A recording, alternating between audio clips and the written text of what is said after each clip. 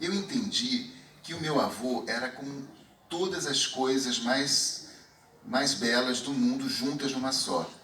E entendi que fazer-lhe justiça era acreditar que, um dia, alguém poderia reconhecer a sua influência em mim e talvez considerar da minha pessoa algo semelhante. Com maior erro ou virtude, eu prometi tentar. É muito bonito isso, né? Quando ele diz isso, né? Alguém poderia reconhecer a influência em mim. Então, esse é um ponto muito bonito também da questão do luto, porque o luto diz respeito a isso, né? A perda daquilo que eu suponho, do lugar que eu suponho ocupar no outro. Não é apenas perder o ente querido, mas é a perda do meu lugar nesse ente amado e perdido.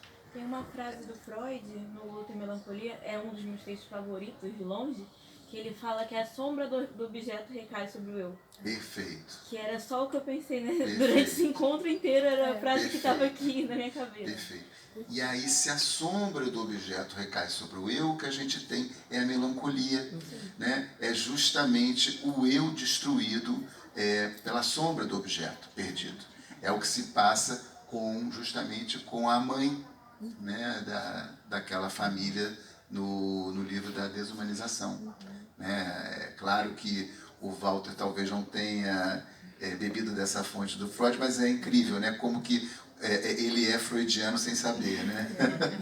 E interessante também é que essa mãe, ela tem a crença, né, de que a alma do morto habita como uma sombra, habita o enlutado.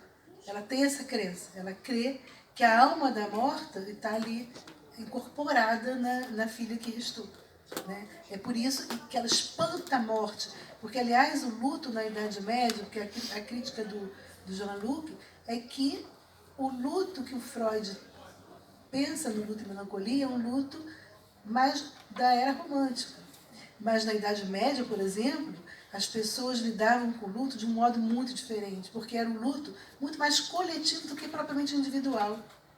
Então, era toda aquela coletividade que espantava a morte, que vinha como se ela viesse. Até tem coisas lá do México, né? Porque o mexicano, o modo dele lidar com a morte até causa uma estranheza na gente, né?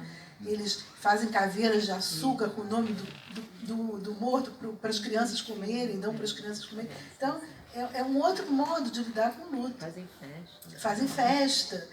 É outro modo completamente diferente de lidar, né? E essa coletividade faz isso para quê? Para espantar essa morte, para afastar essa morte que levou um daqueles entes ali, né? Então, é muito diferente de como a gente vive o luto hoje, que é o enlutado é aquele mais próximo do morto e a coletividade vai dar suporte. É bem diferente, né? Vai dar apoio. E hoje em dia, até se a gente reparar, como a Sandra Eder, né, minha amiga, fala bastante sobre isso, parece que não tem tempo mais para se viver o luto. Né? Então ele foi encurtado no tempo. Todo mundo só quer que você se distraia, se divirta, se distraia, se divirta. Quer dizer, então, não dá mais tempo de você viver um luto. Né? É preciso se distrair. É preciso... Quer dizer, nós vivemos esse encurtamento do luto. Ninguém mais bota, né, nada para indicar. Quer dizer, nenhum sacrifício. E aí, quando a gente falou da perda de si, do pedaço de si, né, a gente pensa, por exemplo, aquele marido apaixonadíssimo, né, constrói um Taj Mahal, com um mausoléu. E esse mausoléu é uma concretização de um pedaço de si. Né? Quer dizer, é um sacrifício a esse morto. Né? Então, é muito bonito. Quer dizer, aquele Taj Mahal é a concretude de um pedaço de si. Você ia perguntar? Eu queria perguntar, você estava falando, realmente eu acho que o Walter causa estranheza, mas O livro que mais me causou estranheza dele, que vocês não falaram que eu queria saber um pouquinho. Baltazar. Exatamente. Baltazar. A morte de Baltazar Serapião. É impressionante. Porque como eles lidam com a morte, como eles lidam com a violência. É inacreditável. O tempo todo. Inclusive tem uma coisa no Baltazar que me chama atenção, é porque o Walter ele tem uma capacidade de ele entrar num personagem e falar lá desse lugar, quer dizer, quando ele fala da menina, né, é como se ele fosse aquela menina. Exatamente. Né? É incrível. E no Baltazar, ele incorpora ali naquele personagem, aquele narrador, e a gente pensa assim, é quase como se ele desconhecesse a escrita. Ele parece um pensamento, que é o pensamento dele que você vai acompanhando, parece anterior à escrita. Era medieval, completamente medieval. Uma coisa rural, né? Rural, medieval. A mulher é Eles nem falavam, eles liam praticamente. Não a tinha vaca a é fala. elevada a uma estatura assim. É inacreditável, é como se ele desconhecesse a escrita. É um pensamento que ele descreve que desconhece a E escrita. você vê, aí se você olhar na máquina, se você olhar na desumanização e O remorso, né? de mil homens, você vê que você não tem a poética ali. Ali não tem praticamente, você tem estilisticamente muito bem escrito, mas você vê ali aquela rudeza.